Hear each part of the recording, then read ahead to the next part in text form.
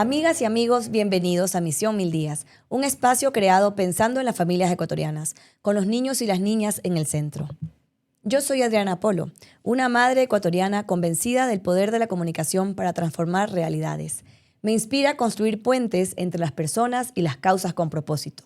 Y el día de hoy continuamos con un capítulo muy especial de Misión Mil Días para hablar de algo que realmente es el centro y el corazón de nuestro trabajo, ¿no? Que es cómo logramos que las infancias florezcan, ¿no? Queremos que las infancias puedan tener acceso a todos los recursos posibles para que alcancen su potencial, puedan soñar y soñar en grande y puedan luego ser adultos plenos que tengan la posibilidad de aportar y contribuir a esta sociedad y hacerla cada vez más grande. Para eso tenemos a una invitada muy querida, Ana Luisa Gijón. Ana Luisa Gijón Pinto es una impulsora del bienestar integral y creadora de espacios donde la crianza, la conciencia y el desarrollo humano se encuentran. Con más de 22 años al frente de Gymboree Play and Music Ecuador, ha acompañado a miles de familias y docentes en el camino de construir entornos más presentes, amorosos y coherentes con la infancia. Su voz inspira a mirar la crianza como un viaje de crecimiento personal. Con un estilo cercano y auténtico, ayuda a convertir a la presencia plena, el autocuidado y el vínculo consciente en una práctica real y cotidiana.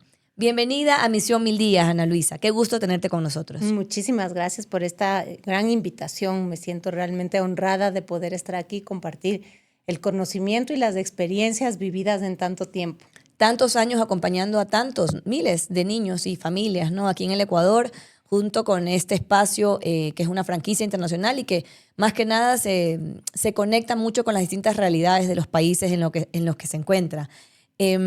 Para iniciar nuestro espacio, quisiera comentar un poco el tema del desarrollo cerebral y la velocidad a la que se desarrolla el cerebro en esta primera etapa. Dicen que la primera infancia, de 0 a 5 años, es el periodo más importante en la formación del cerebro de una persona. Durante estos años, el cerebro crece a una velocidad sin precedentes. Se crean millones de conexiones neuronales cada segundo y pues esto es lo que conocemos como el neurodesarrollo, que incluye la maduración de las capacidades cognitivas, sensoriales, motoras, pero también emocionales. Y justamente allí es donde nosotros vemos la gran relevancia de incorporar ese tema a este entorno protector que queremos crear para los niños y las niñas, donde la nutrición no es solamente alimentar su barriguita, ¿no? Sino nutrir a ese ser humano a través de todas las experiencias positivas que les podemos brindar en esta primera etapa de vida. Para arrancar, quería preguntarte cuáles son esos tipos de estimulación o esas opciones que tenemos para brindar la estimulación adecuada y oportuna a los niños en esta etapa tan sensible del desarrollo. Bueno, es importante siempre pensar que cuando hablamos de niños durante esta primera infancia, no podemos dejar a un lado a los padres o al adulto responsable. Entonces, más allá de las técnicas o de todas las actividades que podemos hacer con nuestros niños para aprovechar de esta única ventana de oportunidad de desarrollo, es informar a los padres, asegurarnos de que ellos sepan y estén muy conscientes de lo que sucede en estos primeros años para poder, como decía usted al comienzo, realmente potencializar las capacidades que cada niño tiene cuando nace. Realmente los padres nos convertimos en estos arquitectos de este cerebro, ¿no? Vamos construyendo de acuerdo a la parte afectiva, que es extremadamente importante, a la parte de crear este vínculo seguro con nuestros niños y obviamente ya como actividades de estimulación tenemos la música, tenemos el arte, tenemos el movimiento, pero todo al final depende de este arquitecto, de los arquitectos que son los padres de estos niños. Adultos presentes. Los adultos presentes. Así es, en la vida de los niños. A veces, como padres, podemos sentir un poco de nervios, ¿no? Al pensar, bueno, también tengo que hacer estimulación y la estimulación temprana y pensando que es como algo de ciencia oculta, ¿no? Y bueno, ¿qué tengo que hacer y cómo lo tengo que hacer para que me salga perfecto? Y yo creo que ahí también puede presentarse una barrera, justamente el miedo al no saber hacer y pensar que tal vez es muy complejo y que pues mejor no lo hago, ¿no? ¿Qué nos recomiendas ahí para poder arrancar desde casa y también desde cuándo tú crees o nos dice la evidencia que deberíamos arrancar con estos pequeñas prácticas cotidianas para estimular a nuestros pequeños? Bueno, realmente iniciar es algo que yo he ido viendo en este tiempo. Iniciamos con nosotros mismos. Iniciamos antes de ser padres, creando nuestros propios hábitos, de justamente nutrición, movimiento, porque no, la maternidad y la paternidad no suceden como que ya nació el bebé y todo va a cambiar, porque ahí es cuando empezamos a tener problemas de hacer esos cambios bruscos. De aceptarlo, claro, así. porque la vida Claro, cambia. es cuando es dentro de nuestros propios hábitos que también tenemos que hacer conciencia, ¿no? Cómo me alimento yo, qué tipo de vida tengo. Después ya cuando tenemos nos quedamos embarazadas, qué alimentación tengo yo en mi cuerpo, cómo yo he ido preparándome como ser humano para qué es lo que yo le voy a dar al niño cuando nazca. Entonces, realmente la preparación es antes de... no es una técnica complicadísima, sí, las palabras que van alrededor de la estimulación, cuando decimos neurodesarrollo, neurociencia, psicología, es como que en verdad asusta. Y la estimulación está basada primordialmente en el vínculo, en la relación que tienen los padres con los niños, y eso inicia desde el vientre, desde esa linda aceptación, o yo creo esa emoción, el día que nos enteramos que vamos a tener un bebé. La dulce espera, ¿no? La dulce espera, la actitud que yo tenga durante ese periodo de embarazo, el apoyo que yo tenga de mi pareja o del entorno, de las personas que están alrededor mío, van a hacer que justamente ese bebé ya dentro del vientre se sienta bienvenido. Hay detalles lindos de lo que sucede con un bebé dentro del vientre, ¿no? El oído es el sentido más desarrollado cuando un bebé nace, y es porque él ha estado escuchando el corazón de mamá todo el tiempo. Entonces ya tiene ese estímulo dentro del vientre, y es lindo saber que ese estímulo no es constante. Si la mamá está haciendo ejercicio, el corazón suena más, o hay más palpita más rápido. Si es que la mamá está calmada, ese corazón palpita más lento. Entonces ya estamos estimulando a nuestro bebé.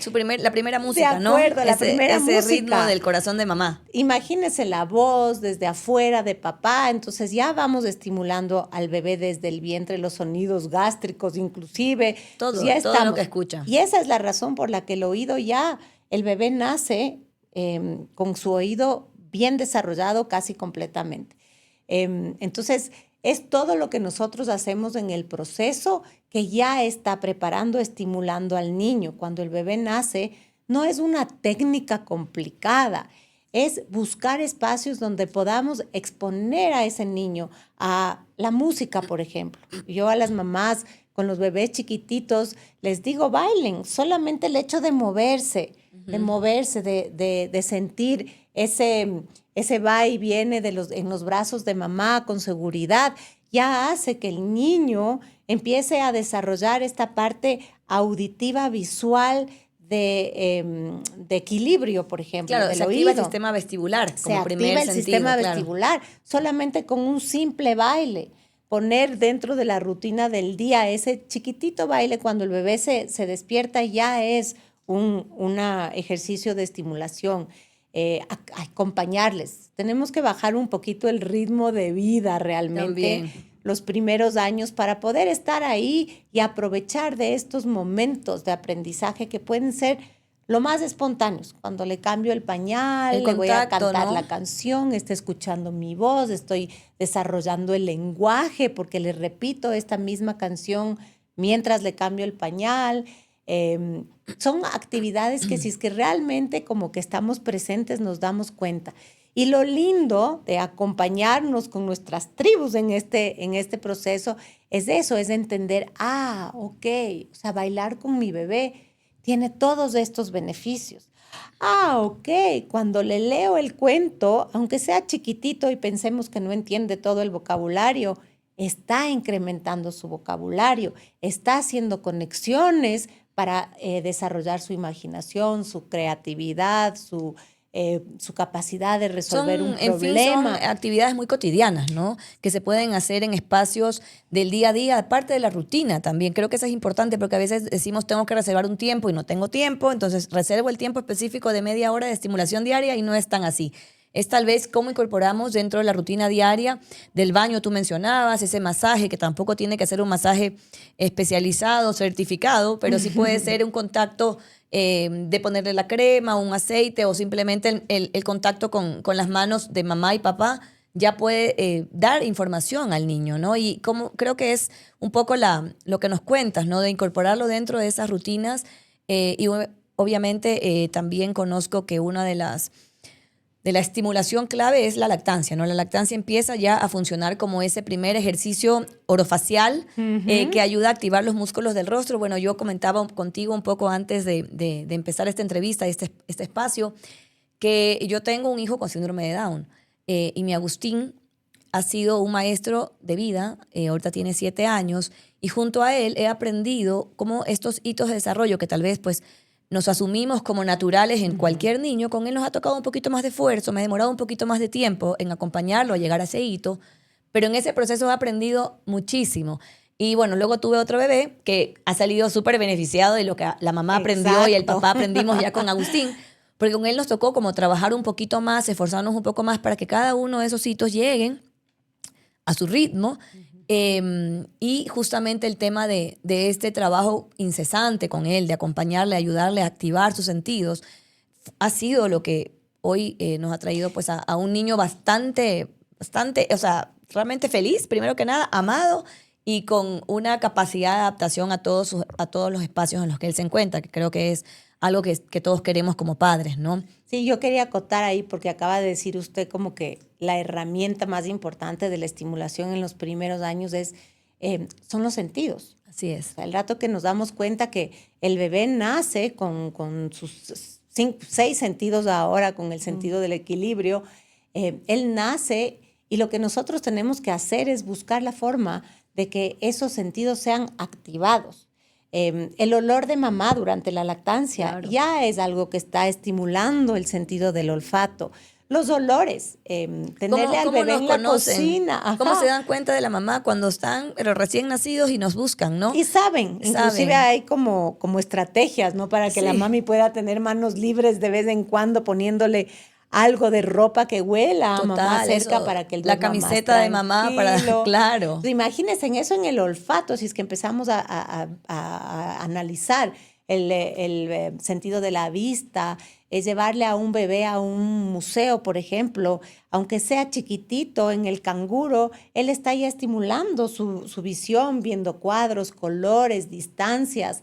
Entonces, los sentidos nos pueden decir muchísimo, como guiar en esto de, a ver, como algo sencillo que puedo hacer con mi bebé, tenerle helado en la cocina, empezamos a cocinar, se huelen las cebollitas del refrito, ese bebé ya está estimulando su olfato. Y eso pasa con la piel, por ejemplo, la piel es el órgano más grande que tenemos los seres humanos, nunca le consideramos así, pero es así. Entonces, esas caricias, esos masajes, esas texturas, la toalla un poco más áspera, la telita de seda, la colchita más acolchonada, todas esas texturas que están ahí a la mano, ya son experiencias que le permiten al niño. Pero como dije al comienzo, todas estas experiencias dependen de este adulto que esté consciente de estos momentos tan importantes en esta primera etapa, en esta primera ventana de oportunidad que muchas veces mal entendida pensamos que si es que duerme el bebé, come el bebé y un ratito la mami le pone una atención dispersa ahora, que es el problema. Tenemos muchos distractores. Claro, estamos estimulando el bebé y el bebé los seres humanos somos tan inteligentes y tan humanos que el bebé es el primero que se da cuenta si realmente la mami está presente, si el papi está con atención en el momento o si estamos pensando en otras cosas. Y si es que estamos criando multitasking básicamente, claro. El niño sabe que no estamos ahí y el vínculo, es mucho más difícil fortalecer un vínculo cuando los padres no hacemos el esfuerzo, porque hoy por hoy es un esfuerzo. O sea, claro, el estar presente, con presencia plena en cualquier actividad que estemos, ya sea comiendo, resolviendo algún problema, haciendo ejercicio, como de verdad presentes, es como un músculo que se va desarrollando. Estamos muy dispersos en general, hay muchas tareas, muchas preocupaciones y como que están todo el tiempo jalando nuestra atención, pero creo que algo que me queda de lo que cuentas tú es esa intencionalidad con la que criamos, o sea, sabiendo lo clave que pueden ser estos primeros 1000 días, esta primera etapa de vida de nuestros hijos y ser muy intencionales en entregarles lo mejor que tenemos nosotros como padres, como familias, realmente cambiar un poco esa mirada adultocéntrica de la crianza, en donde, bueno, trato que el niño se adapte a mí y a mi rutina y no me vuelco hacia entender que, claro, esta nueva vida requiere algo más de mí, también requiere cambios, adaptaciones en la rutina y que pueda ser parte de un núcleo familiar que se transforma y se transforma para bien. O sea, verlo desde ese punto de vista. Definitivamente las historias de maternidad son tan diversas como la cantidad de madres que hay en el mundo y padres, porque no hay una historia igual a la otra. También hay muchas realidades. Sabemos que hay realidades muy distintas, con menos acceso a recursos, con un tiempo mucho más limitado, con carencias y con dificultades que definitivamente hacen que esta etapa no se la disfrute pues tan... No sea tan color de rosa como tal vez lo quisiéramos ver, ¿no? Pero sí tomar en cuenta que en cualquier circunstancia podemos tomar la decisión de criar con todo el amor del mundo y con disponer de esa información para darle lo mejor de nosotros a nuestros hijos y de esa manera también sembrar esa semilla que va a florecer, porque es lo que hablamos en el capítulo de hoy, ¿no? Esas infancias que pueden florecer gracias al cuidado que se le da a esa semillita que es la vida de nuestros hijos. Y yo creo que lo que tú nos cuentas también lo hace posible, porque nos das ideas de que realmente lo podemos hacer en la vida cotidiana de manera sencilla, incorporando estas nociones de cómo la estimulación no es lo que se da en las 4 paredes de un centro especializado, sino lo que pasa en el día a día. Y qué mejor si hay oportunidades también de actividades grupales con otros bebés que sabemos que les encantan. Y de contención. Así también. Para las madres para también las y las madres, familias. de Sí, saber sí. que no soy la única que pierdo la paciencia, que no soy la única que me siento muy cansada, que no soy la única que no sé cómo hacer algo. Y esos espacios de contención de tribu, que ahora la llamamos, ese es mi nuevo como eslogan que hemos tratado de establecer, es que somos realmente guardianas del juego, creadoras de espacios de aprendizaje significativo, guías del juego, guardianas de vínculos y creadoras de aprendizaje significativo. Qué lindo. Y con esa idea es la que nosotros queremos aportar a esas mamás, ese poquito de intencionalidad, como usted decía, ese poquito de saber que yo puedo o que estoy consciente de la importancia de estos primeros años para todo lo que viene después. Claro que sí. Porque en el camino nos empezamos a preocupar de que no puede leer, que no pone atención en clase, cuando ya está escolarizado el niño, que es un niño muy agresivo, que es irritable. Y eso se previene.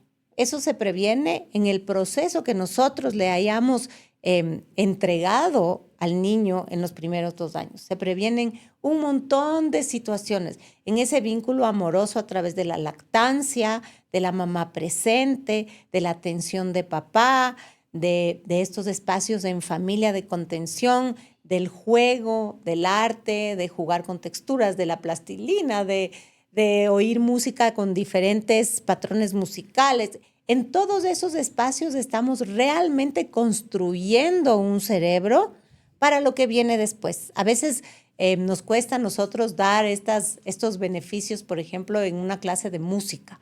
El niño está expuesto a patrones musicales, a diferentes sonidos, a diferentes volúmenes, tonos, timbres, y la mamá piensa que está escuchando música. Ajá.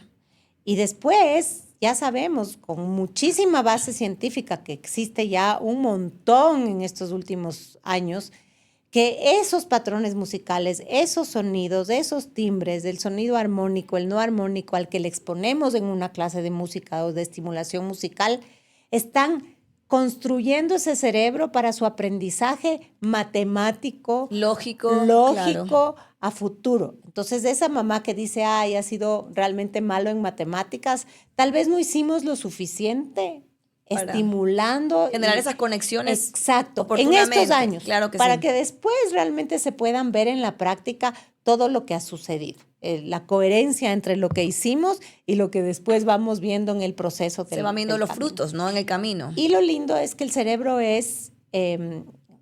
existe la plasticidad, o sea, el cerebro se va cambiando, se va adaptando, y esa es una de las cosas que más queremos desarrollar en el cerebro. Y a lo largo de la vida, ¿no? En esta primera etapa es la ventana de oportunidad que conocemos, pero la fortuna, y bueno, para las personas que tenemos más de 40, saber que seguimos aprendiendo y que se siguen generando conexiones. La neuroplasticidad. Justamente, está ahí. Justo yo decía hoy que estoy generando nuevas conexiones a través de este podcast, claro. porque nos ha tocado generar muchos espacios de conversación y todos son aprendizajes valiosos y el cerebro siempre responde a estos estímulos, pero qué mejor que nuestros hijos desde muy temprana edad estén expuestos a estas oportunidades de aprendizaje. Tú mencionabas la oportunidad de ir a un museo, pero una caminata en el parque, en el barrio, mirar las flores, pues... El contacto con la naturaleza es el primer estímulo espiritual, aunque no lo consideremos así. A veces hablamos de este desarrollo espiritual y es el más olvidado realmente en la infancia y en toda la vida, pero esta exposición a la naturaleza, esta calma que nos brinda el estar en un bosque, el que el niño pueda tocar la tierra, sentir, es un estímulo espiritual. Qué lindo, no Primera vez que escucho nada. Ese término y me parece hermoso, maravilloso. Sí, y es salir a caminar con ellos, dejar el teléfono a un lado, sentir los pajaritos, el viento, la temperatura, todo eso ya va estimulando el cerebro de otra manera. De esta manera justamente muchísimo más espiritual que también tenemos que fomentar en nosotros y en los niños. Que nos genera ese sentido de pertenencia a algo mayor, algo más grande que nos sostiene. Sí. En relación con estos espacios y estos momentos clave de desarrollo que tienen que ver con la estimulación de los sentidos en esta etapa, ¿qué consejos tienes tú para los padres que trabajan tiempo completo, papá y mamá, que es la realidad de muchos también en nuestro país y en esta época, ¿no? Donde mamá tampoco ya no se puede quedar en casa? ¿Qué consejos prácticos podrías darnos para estos padres que tal vez nos están escuchando ahora y dicen, ay, yo no tengo tiempo? Bueno, primero, darle la prioridad, ¿no? Creo que el tiempo ya todos sabemos, inclusive los que siempre decimos, ya voy a empezar a hacer ejercicio para cuidar mi cuerpo, es como ya mañana, procrastinamos muchas cosas que son de verdad importantes. Ahora ya tenemos muchísima información donde sabemos, no solamente para la primera infancia, para todos la nutrición es importante. O sea, comer al apuro cualquier cosa, lo que sea, para llenarnos, no está bien. Entonces, démosle la importancia a las cosas que son importantes. El tiempo en familia es una prioridad. Cuando hacemos conciencia decimos, ok, entonces tengo que buscar la forma de organizar mi día para lograr tener algo de tiempo. Priorizar es básico, porque si nos dejamos llevar por el día a día y el trajín... Nos arrastra. Nos arrastra, claro. Exacto. Entonces, buscar es darle la importancia y tener la intención. Esa palabra es clave, es súper importante. Tengo la intención de que sea al comienzo del día, al final del día, en la mitad del día, y que esos momentos que les podemos dar a nuestros hijos sean de verdad de presencia plena. Creo que es un tema que se habla muchísimo ahora, la comida consciente, la presencia plena, pero es una realidad. El cerebro se está deteriorando en la capacidad de poner atención, tanto en los adultos como en los niños. Entonces, ahora es una decisión consciente poner atención. Entonces, estar presente en esos momentos y aprovechar de esos momentos del día a día. Es en la mañana, ¿ok? Voy a despertarme un poquito más temprano para ser yo el que le despierto a mi bebé. Con un beso, y le con doy un abrazo, el desayuno, claro. y le doy un beso, un abrazo, le leo un cuentito, le doy este momento de atención plena de verdad.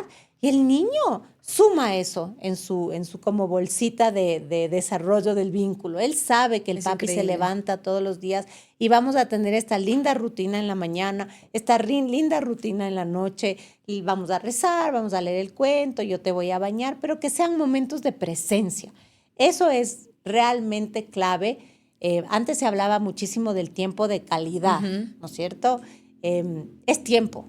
Ese es lo duro, que el tiempo es tiempo. Claro, no es solo tiempo de calidad 5 minutos, sino también buscar que en el espacio de la agenda tan apretada sí exista esa hora dedicada diaria, 2 horas, bueno, el tiempo que Exacto. sea, y priorizarlo. Y ahí volvemos al término de la intencionalidad, pero sí, es porque lo hago porque sé que es importante, porque sé que es lo más importante en esta etapa, y lo hago de corazón y con toda la presencia que pueda poner yo en ese momento. Creo que eso hace la diferencia, porque definitivamente no es fácil la crianza, es No. muy demandante física y emocionalmente. Cuando son más chiquitos es más físico. Yo también tengo una hija de 16 años, ya emocionalmente Emocionalmente. es más fuerte también, pero siempre va a ser demandante. Y tener Sí, es, elegir, ¿verdad? así es. Elige en el día y dice, ok, si es que voy a ser el que le despierta, seamos más conscientes y veamos qué es lo que estamos haciendo. Cuando yo estoy ahí cerca de él, esos 10 minutos y le estoy abrazando, dándole el besito para qué estoy desarrollando, qué es importante ahorita y qué va a ser muy importante a futuro. Ese espacio, esa mañanita del besito, del cuento, que pueden ser 15 minutos de presencia plena, pueden traducirse a una salud mental adecuada a futuro, del niño saber, porque ya sabemos que la salud mental de los niños se establece en los primeros 5 años de vida. O sea, Así es es. una realidad fuerte y por eso nosotros ahora evaluamos nuestros pequeños traumas de la infancia. No todos los padres sabían muchas Claro, cosas. lo hacían de manera distinta, porque era la información que Con tenían en el el alma y el momento. Claro que corazón y el sí. cariño. Ahora tenemos muchísima información, justamente para no hacer lo que no tenemos que hacer. O sea, la información está ahí, busquemos información. No hay una carrera para ser padres, no vamos No, a no la viene con universidad, manual, no. pero ahora existe mucha información, entonces seamos conscientes. Sí, ese momento que yo le dediqué a mi hijo, sus primeros 5 años del besito, del cariño, de la lectura del cuento, de rezar en la noche, eso se traduce a un vínculo sano. Ese vínculo sano se traduce a una salud mental Claro, un adecuada. niño seguro, un niño que se siente amado, que se siente que Que pertenece, que tiene es, una red de apoyo, que tiene una familia que le ama, claro, y al y final es lo que todos queremos. y que justamente es como la alimentación, como la nutrición. O sea, si nosotros nos nutrimos desde muy chiquitos adecuadamente, voy a hablar en particular de las mujeres, nosotros ya sabemos que cuando lleguemos al embarazo, nuestro cuerpo va a estar en las posibilidades de darle a nuestro hijo, porque a la final embarazada somos como una fábrica que construye un ser humano dentro y necesitamos 1000 nutrientes para que esas células estén sanas, para que el sistema nervioso se desarrolle adecuadamente. Entonces ya tengo que yo tener esos nutrientes en mi cuerpo para poder tener un embarazo saludable, para poder fabricar este bebé saludable, para que ese bebé saludable pueda construir su cerebro de una manera adecuada y todos los logros que vienen después. Pero así de importante y de conscientes tenemos que ser los adultos y los padres en el proceso de desarrollo de nuestros hijos toda la vida y Y adaptarnos porque va adaptarnos. Hay cambiando. temporadas distintas, necesidades distintas, irnos adaptando, pero entendiendo que siempre en el centro de nuestras acciones diarias van a estar nuestros hijos, buscar el bienestar de ellos y tratar de acompañarlos de la mejor manera. Como tú dices, la información actualmente, hay mucha información, hay mucha capacidad también de conectar con otras familias, con otras madres, crear tribus, creo que también es algo muy Ujú. lindo encontrar. Incluso hablando de tribus, hablando de esta tribu que más se acerca a mis gustos e intereses, porque ahí vuelvo yo a la referencia de mi hijo, que cuando era muy pequeño yo decía, bueno, ¿qué podrá hacer, qué no podrá hacer mi hijo? Mm. Comencé a ver muchos ejemplos de chicos, adultos ya con síndrome de Down, que por ejemplo, uno había escalado el Everest. Mi bebé tenía 2 meses, ¿no? Y yo, bueno, viendo las posibilidades y el potencial, a veces uno se va lejos, ¿no? En la vida y sueñas con muchas cosas. Pero yo veía a este chico que había escalado el Everest y me puse a buscar un poco más de la información y claro, es una familia de alpinistas en Europa. Entonces, eso a mí me hizo pensar en mucho en qué tipo de familia es la que yo quiero construir Ujú. y qué tipo de experiencias quiero brindar a mis hijos. Y justamente ahí vienen estas familias de músicos, familias de alpinistas, familias de, bueno, en este caso nuestros andinistas, pero es eso, es como poder construir tu propia identidad como familia y con todo el amor del mundo transmitírtela a tus hijos, darles las oportunidades de aprendizaje y luego también ir encontrando esa tribu de madres más activas, madres y padres más musicales, ¿no? Más intelectuales y que son súper lectores. Y tú ves a un niño lector, o sea, no puedes también tratar de que tenga hábitos que no se ven en casa. Entonces yo creo que también parte de cómo como familia se llegan a esos acuerdos de crianza y se toma conciencia de la importancia del ejemplo para que nuestros hijos también puedan alcanzar muchísimas metas y desarrollarse plenamente viendo ejemplos positivos en el hogar, ¿no? Y esa es la parte más dura, por eso desde el comienzo, cuando hablamos de primera infancia, no podemos no hablar de los padres, porque es la parte más dura, es la parte donde nosotros nos autoevaluamos y vemos, sí, yo quiero que mi hijo suba el Everest, pero eso requiere disciplina, requiere práctica, requiere una habilidad que hay ¿cómo se llama? Construir, claro. que hay que practicar. Es como un músculo. O sea, yo puedo querer ser campeona de una triatlón, pero para eso hay un proceso. Entonces, es durísimo ser padre porque ellos nos están viendo y el ejemplo que nosotros damos es mucho más fuerte que todo lo que les podamos decir verbalmente. Absolutamente. En todo, absolutamente en todo. Entonces, por eso vemos de esas familias justo que son nadadores, obviamente el niño está expuesto a esto desde chiquito, entonces él ya sabe, ya se lanzó al agua, ya mueve sus brazos, ya es como cotidiano. En mi caso hay familia de bailarines. Ahí porque yo bailo bastante, todos bailan en mi Ya. casa. Pero es eso. Inclusive claro. la alegría se Así transmite. Y ese así es otro factor que viene muy de la mano con la estimulación adecuada, es qué emociones transmitimos a nuestros hijos.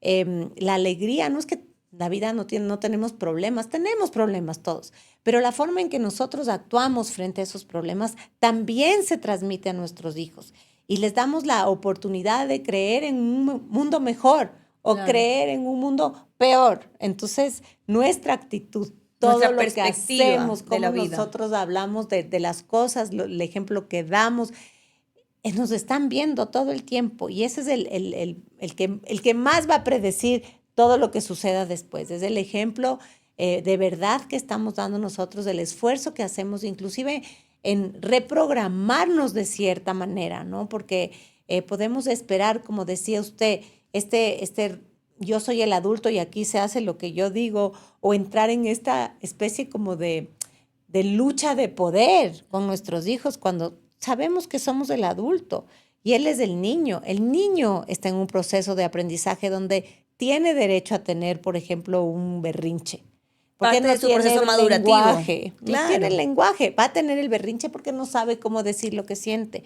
Pero yo soy el adulto, yo tengo que autoevaluarme, autorregularme Sí. y entender cómo voy a manejar una situación donde no solamente controle el berrinche, sino le enseñe a mi hijo a manejar sus A propias gestionar las emociones. emociones, claro, con el ejemplo que nosotros damos de la gestión de esa situación que puede ser abrumadora en su momento, ¿no?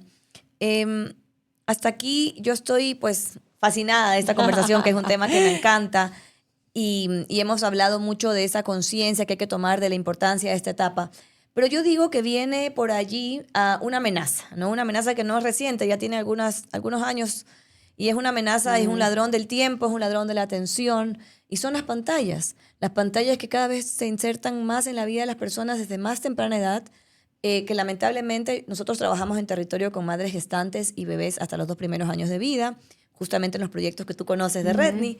Y lamentablemente, incluso en las zonas más remotas del país, ya vemos cómo este celular, esta pantalla, cualquier dispositivo comienza a ingresar en la vida de los niños yo he visto bebés de 2 meses que creo que no están ni siquiera mirando todavía, pero están con una pantalla mostrando un supuesto video musical o algo que sea supuestamente educativo, pero realmente son exposiciones a pantallas demasiado tempranas. Entonces, cuéntanos un poco desde tu experiencia cómo puede impactar el desarrollo neurológico de los niños y niñas la exposición a las pantallas.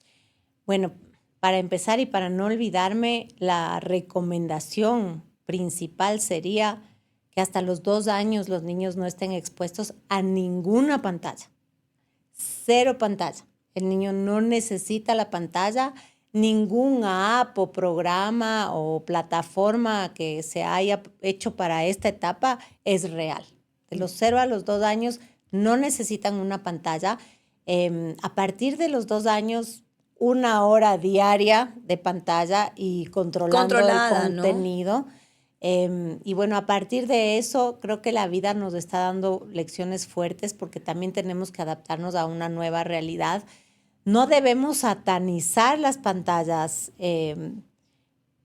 entender qué es lo que la pantalla reemplaza. Esa es la pregunta en la primera infancia. ¿Qué reemplaza esa pantalla?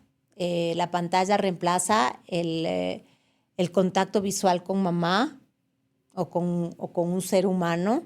O sea, el niño está viendo la pantalla y no tiene el tiempo de ver a mamá. Un bebé en la primera etapa de vida, hasta los 6 meses más o menos, necesita hacer contacto visual, necesita leer gestos. Para aprender también. Para aprender. Esas son las neuronas espejo, ¿no? Sí. Que se empiezan a activar en esta etapa y aprender cómo sonreír, cómo mirar, cómo. Claro que necesitan sí. Los seres humanos. Por eso lo más lindo que puede sucederle a un bebé es tener un entorno con muchas caras. Ese es mi hijo menor, caras, con muchos ver hermanos. Ojos, ver muecas, ver gestos, ver caras. Eso es lo que necesita. Entonces, si estamos dándole, en vez de caras reales, una pantalla, ¿qué está reemplazando esa pantalla? Si en vez de salir a enseñarle a nuestro hijo de 2, 3 añitos a montar su bicicleta, le estamos dando una pantalla, ¿qué es lo que está dejando de hacer ese niño? ¿Qué habilidades nos están desarrollando? Claro. Porque pasan demasiado tiempo frente a esa pantalla, que además es adictiva. Ya sabemos, ya ahora hay toda la evidencia del mundo. Lo podemos inclusive percibir en nosotros mismos, esta sensación, esta adicción a lo que hace la pantalla. Entonces, ese es el cuestionamiento.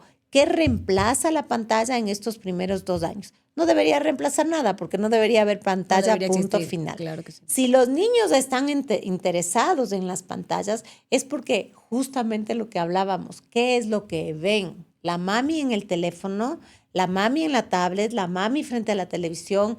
Si es que eso es lo que están viendo, eso es lo que les va a interesar. Estoy segura que si es que la mami estaría jugando con este camioncito de madera, el niño va a estar interesado en el camión de madera. Sí están pasando muchas cosas nocivas que ya se han comprobado cuando un bebé está frente a la pantalla. Estamos perdiendo la capacidad de poner atención. Hay un retraso del lenguaje también, ¿no? Hay un retraso del lenguaje. El bebé aprende el lenguaje justamente en el siguiente proceso. Ya vi las caras, ya vi los gestos. Ahora la mami me está cantando canciones y me está diciendo palabras. Entonces ya estoy empezando a incrementar mi vocabulario, me está contando cuentos. Durante la pandemia yo les decía a las mamás, o sea, no les podemos llevar a la playa, no pueden salir al parque, no pueden conocer nuevos amiguitos. Cuéntenles cuentos de esas cosas, incrementemos el vocabulario, un cuento sobre la playa. A través del cuento la imaginación vuela y pueden vivir experiencias que en ese momento no estaban disponibles. Que se basan en sostener la atención. ¿Qué queremos hacer los primeros 5 años? Trabajar en actividades para que el bebé pueda sostener su atención, para que luego pueda leer y aprender. Un bebé, un niño, que justamente hay muchos cuestionamientos ahora de adolescentes que no pueden leer, no pueden. No es que o no tienen lectura comprensiva también. No pueden porque no han hecho un trabajo de desarrollar su atención en los primeros años. Y no quiere decir enseñarles a leer o empujarles o forzar una situación. No, para aprender a leer necesito desarrollar atención. ¿Cómo desarrollo esa atención? Y atención sostenida, que siempre con los niños chiquitos sabemos, al comienzo son 2 minutos, 4 minutos, 6 minutos, a veces toca hasta acortar el cuento, porque sabemos que el niño solo se aguanta 4 páginas y nada más. Y así incrementamos esa atención en los primeros años para que después ya pueda sostener esa atención 15, 20 minutos. La plastilina, el jugar con arena, con agua, con texturas, todas estas actividades físicas, los logros físicos, el monta bicicleta y tiene que darse la vuelta toda la cuadra. Todo eso son actividades que ayudan a trabajar esa atención que luego se va a traducir a poder leer, a poder aprender. Si no les estamos dando estos estímulos durante los primeros años, seguramente no va a querer leer. No porque no quiera, como dije antes, porque no tiene la habilidad, puede, la capacidad. no tiene la capacidad, pero no tiene la habilidad. Qué triste tener tantas capacidades como seres humanos, porque todos nacemos con 1000 capacidades. Situaciones que nos van a hacer campeones deportivos, artistas famosos, excelentes ejecutivos, pero si no las desarrollamos, se quedan ahí guardaditas para siempre. El potencial está ahí. El potencial para está cada ahí. quien. Pero como padres buscar cómo sacar ese potencial. Exacto. Dar esas herramientas oportunamente desde muy chiquitos, ser conscientes del impacto que tiene todas estas pequeñas acciones que les repetimos día a día. Dicen que no es lo que decimos que vamos a hacer, sino lo que realmente hacemos. Lo que tú dices, el ejemplo de lo que realmente están viendo en casa es lo que más va a transformar la vida de los niños o va a guiarles también el camino, ¿no? Y darle la importancia, porque el papá puede decir, ay, está con la plastilina otra vez, jugando con la plastilina, o sea, va a manchar todo. Esa preocupación de las paredes manchadas, de todo. Y la transformación está con la plastilina. ¿Cuánto tiempo está jugando con la plastilina? Hay niños que se quedan hasta 30 minutos, chiquititos. Luego más grande vienen los Legos. Porque que les empiezan, encantan. o los Legos, que también Sí. es un juguete que ayuda a incrementar esta tensión, porque uno construye, destruye, construye, hace algo más bonito. Entonces, darle la importancia. No están solo jugando. El juego es el gimnasio del cerebro. El juego es el gimnasio del cerebro. Es donde el niño ejercita todo lo que necesita en su cerebro para desarrollar sus emociones. Bueno, siempre hablamos de áreas. Para desarrollar el área cognitiva, el área social, el área emocional, el área física. Eso es el juego. Y todo a través del juego. Todo a y través dicen del que juego. el trabajo de un niño o de una niña es jugar. Sí. Ese es el verdadero trabajo de los niños y las niñas. Entonces hay que promover ese juego. Hay que entenderlo desde ese lugar, desde el lugar de aprendizaje, de desarrollo y fomentar esos espacios lúdicos. Ojalá también involucrados los padres, pero si no, entre hermanos, con amigos, con vecinos y con eso y con esos espacios realmente valorarlos, ¿no? Valorarlos más allá de un momento en el que incluso con el desastre incluido que puede hacer en casa, pero saber que está haciendo lo correcto y lo que tiene que hacer de acuerdo a su edad, que es jugar y aprender a través del juego. Ana Luisa, se nos ha ido el tiempo volando, porque este tema creo que hay muchísimo por decir. Hay muchísimo también por conectar, por informar con otras familias que nos están escuchando, que tal vez este tema nos mueve pues muchísimo a todos, ¿no? Yo quería, dentro del marco del programa Misión 1000 Días, que nos cuentes cuál sientes tú que es tu misión dentro de estos primeros 1000 días de vida. Bueno, realmente he pensado muchísimo. Yo empecé con el trabajo con niños y familias hace más de 25 años. Fui profesora de aula, después traje el Gymboree como franquicia al Ecuador, he trabajado con familias, con profesoras, estoy saltando ya generaciones, con la generación X, después millennials, ahora empezaron los padres centennials, y realmente mi misión es hacer conciencia de lo que la crianza significa. Me encanta, yo tenía un pequeño programa que estaba haciendo en redes que se llamaba Padres Suficientemente Buenos. Y la misión es rescatar esos padres suficientemente buenos que sepan lo que sus hijos necesitan y que se den cuenta que lo que hacemos estos primeros 5 años en todas nuestras dimensiones, me encanta la palabra dimensión porque es como, para mí en mi cabeza es, cuando hablamos de los niños son áreas de desarrollo, pero cuando hablamos de los adultos son dimensiones, la dimensión física, social, cognitiva, intelectual, trascendental inclusive, recuperar la importancia a esas dimensiones para poder nosotros transmitir, en la realidad transmitir a nuestros, ya se me fue la voz, a nuestros hijos una vida plena. Eso a la final es lo que nosotros queremos. Nosotros tener una vida plena, nuestros hijos tener una vida plena, que la crianza se disfrute, no tener la presión de ser perfectos, buscar los espacios del día a día, pero como misión es justamente eso, que los padres hagan conciencia de ser suficientemente buenos. Me quedo con eso para cerrar.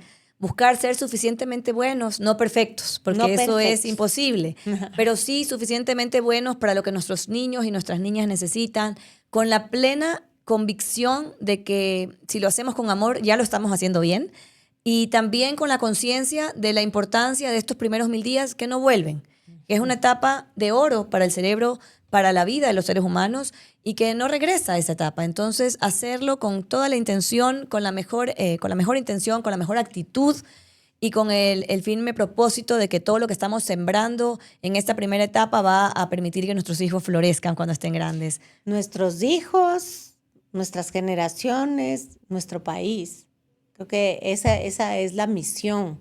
O sea, aportar con una semillita que es nuestro hogar, nuestra familia, nuestra comunidad, nuestra tribu, y así para llegar a que sea una conciencia de país, de mundo, de humanidad, que es súper importante. Súper importante sentirnos parte de este cambio que queremos ver en el mundo. Exacto. Y haciéndolo desde nuestros hogares. De esto se ha tratado ya todos estos capítulos de Misión 1000 Días. Ya hemos logrado cerrar contigo este maravilloso episodio, el número 8 de nuestra serie. Y felices de que cada uno de estos capítulos creo que ha podido aportar a las familias y justamente sembrar este deseo de seguir aprendiendo y de seguir mejorando la vida de nuestros hijos y nuestra propia vida en familia. Para Misión 1000 Días, cada día cuenta para cambiar una vida. En Redni sabemos que los primeros 1000 días definen el futuro de los niños y las niñas, pero también el futuro del país. Misión 1000 Días es el podcast de Fundación Redni que transforma la evidencia científica en historias que movilizan. Cada episodio muestra cómo los primeros 1000 días son la base del desarrollo infantil y el futuro del país. Es una invitación a entender, actuar y unirnos por una misión que nos involucra a todos.